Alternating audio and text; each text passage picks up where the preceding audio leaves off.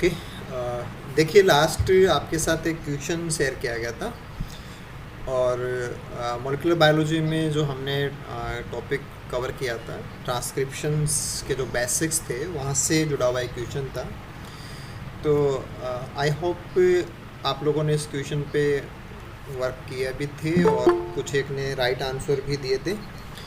तो चलिए सबसे पहले हम डिस्कस कर लेते हैं उस क्वेश्चन को कि इन टू सेपरेट एक्सपेरिमेंट्स, दो डिफरेंट एक्सपेरिमेंट थे।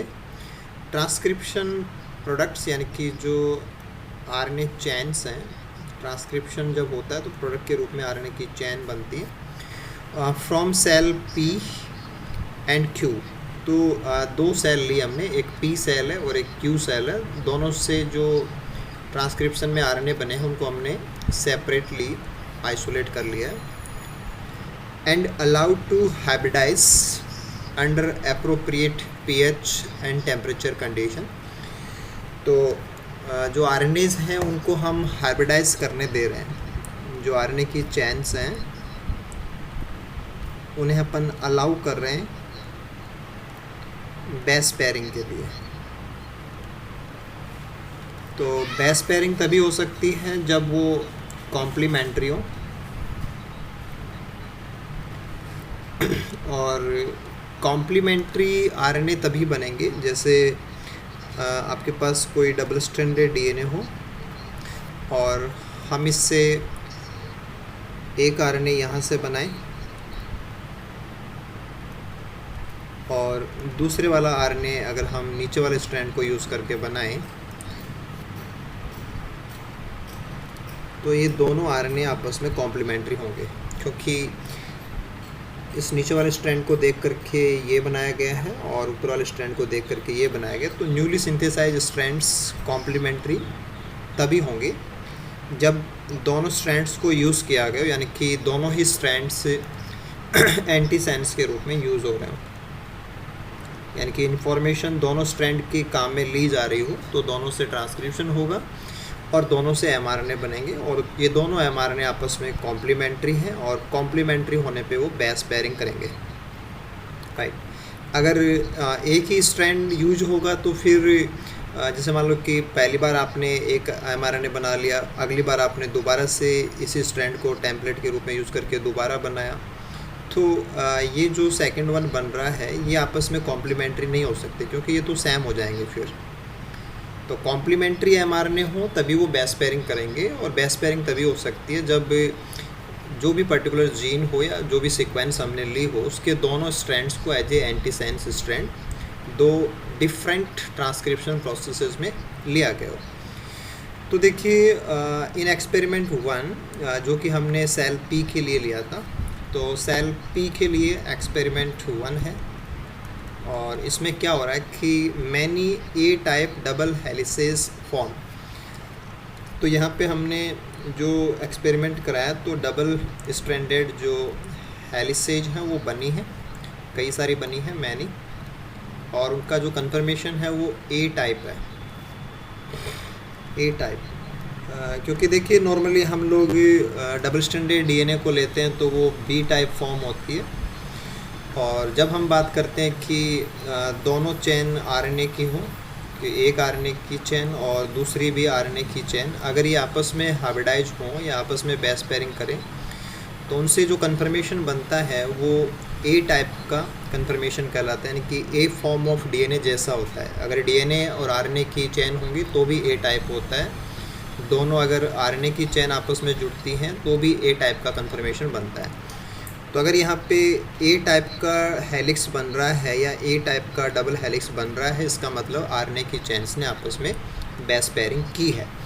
तो फर्स्ट वाले में तो डबल हेलिक्स बनती है, और अगर बेस पेयरिंग की है तो डायरेक्टली हम यहाँ पे ये कह सकते हैं कि दोनों स्ट्रैंड यूज हुए हैं, है ना। Both strands are used as template. तो जो पी सेल है उसमें तो दोनों स्ट्रैंड काम में लिए गए हैं, ठीक है। While in the second experiment जो कि हमने क्यू के लिए किया है, क्यू के लिए हमने एक्सपेरिमेंट 2 किया था और वहाँ पे ऐसा कोई भी एनिलिंग या आपस में जो बेस पेयरिंग है कुछ नहीं हुआ, नो बेस पेयरिंग।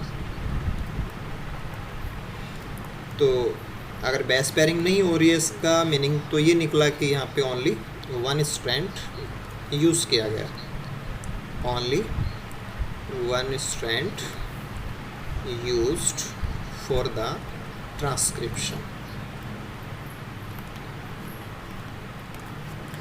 तो कंक्लूजन ये आ गया कि पी सेल के अंदर दोनों स्ट्रैंड ट्रांसक्रिप्शन में इस्तेमाल हुए हैं जबकि क्यू सेल के लिए केवल एक स्ट्रैंड ट्रांसक्रिप्शन में पार्टिसिपेट कर रहा है।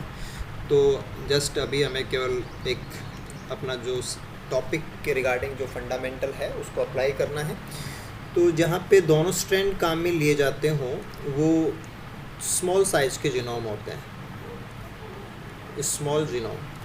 तो पी सेल का जीनोम छोटा होना चाहिए, स्मॉल जीनोम, और जो क्यू सेल है उसमें ऐसा नहीं हुआ तो डेफिनेटली उसका जीनोम स्मॉल नहीं होना चाहिए, यानी कि लार्ज जीनोम होना चाहिए।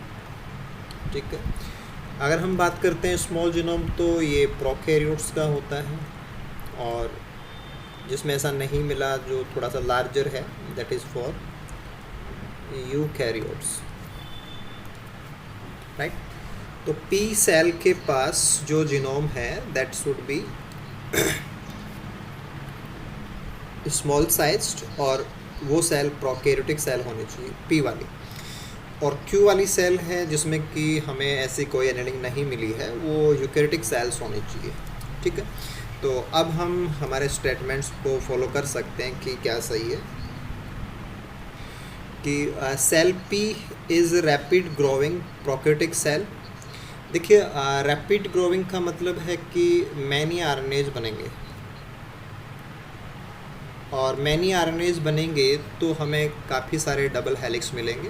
तो पी वाली सेल प्रोकैरियोट है और उसमें आपको काफ़ी बार ऐसे हेलिकल कन्फर्मेशन मिलते हैं, इसका मतलब वो रैपिडली ग्रोइंग है, उसमें खूब सारे प्रोटीन बन रहे हैं, तो खूब सारे एमआरएनए बन रहे हैं, तो खूब सारे एमआरएनए हैं तो वहाँ पे काफ़ी सारे चांसेज हैं डबल हेलिकल कन्फर्मेशन बनने के। तो ये करेक्ट है। Cell Q is slow growing prokaryotic cell.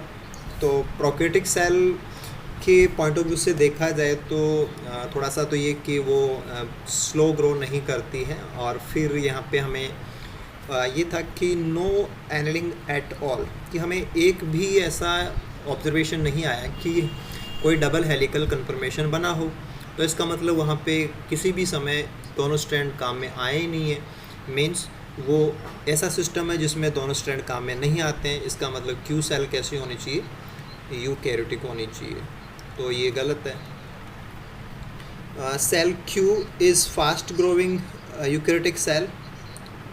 तो cell Q is fast growing eukaryotic cell, यानी कि यूकैरियोटिक सेल का मतलब उसमें एनेलिंग आपको नहीं मिलेगी, और फास्ट ग्रोइंग का मतलब सेवरल एमआरएनए कॉपीज़ बनेंगी या सेवरल आरएनएज बनेंगे। तो क्यू सेल यूकैरियोटिक ही है। और दूसरी साइड से हम कहें कि उसमें कहीं भी आपको कोई एनेलिंग नहीं मिली है तो फास्ट ग्रोइंग ज़्यादा अप्रोप्रिएट नहीं है, हम इसको एक बार कैंसिल रख सकते हैं और यहाँ पे देख सकते हैं कि आगे इसके लिए हम क्या सोचें, right. Cell P is fast growing eukaryotic cell, ये तो हो ही नहीं सकता क्योंकि पी वाली तो प्रोकैरियोटिक है, तो ये तो गलत है, राइट। तो ये तो डायरेक्टली गलत कर दिए थे आपने। और फिर इशू आ रहा था सी के लिए कि हम इसके लिए क्या करें कि Q cell is fast growing और P cell is fast growing, है ना, रैपिड का मतलब फास्ट ग्रोइंग। तो ज़्यादा सही बात क्या है कि पी वाला ए वाला स्टेटमेंट ज़्यादा सही है या सी वाला स्टेटमेंट ज़्यादा सही है? ए वाला। हाँ, ए वाला ज़्यादा सही है। फिर दूसरी बात ये भी है कि ऐसा कोई रूल नहीं है, ऐसा नहीं है कि यूकैरियोट में कभी भी दोनों स्ट्रैंड काम में नहीं आ सकते, देयर इज़ ए प्रोबेबिलिटी, लेकिन वो बहुत कम है, राइट। तो हम इस चीज़ को ज़्यादा इम्पोर्टेंट नहीं मानेंगे। बेस्ट आंसर क्या रहेगा इसका? Option number A. तो थोड़ा सा जैसे हमें आइडिया रहे कि कंपैरेटिव देखा जाए कि prokaryotic cell, eukaryotic cell, genome size का वेरिएशन होता है, और जीनोम जब छोटा होता है तो ऑर्गेनिज्म दोनों स्ट्रैंड को काम में लेना चाहता है, और दोनों स्ट्रैंड को काम में लेगा तो जो एमआरएनए बनेंगे या आरएनए चेन बनेंगी that will be complementary. And if आप उनको अलाउ करते हो बेस पेयरिंग के लिए तो दे विल बेस पेयर। और अगर दो आरएनए की चेन आपस में बेस पेयरिंग करती हैं तो कन्फर्मेशन बी डीएनए वाला नहीं बनता है, that will be a form of DNA. तो डबल हेलिक्स तो बनेगा लेकिन ए टाइप का डबल हेलिक्स बनता है, इसका मतलब there will be a. I think it is clear.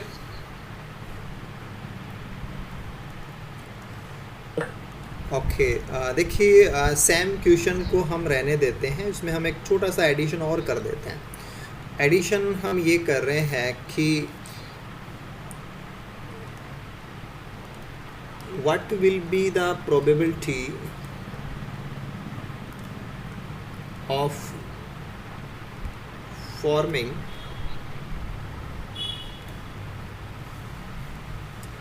any type of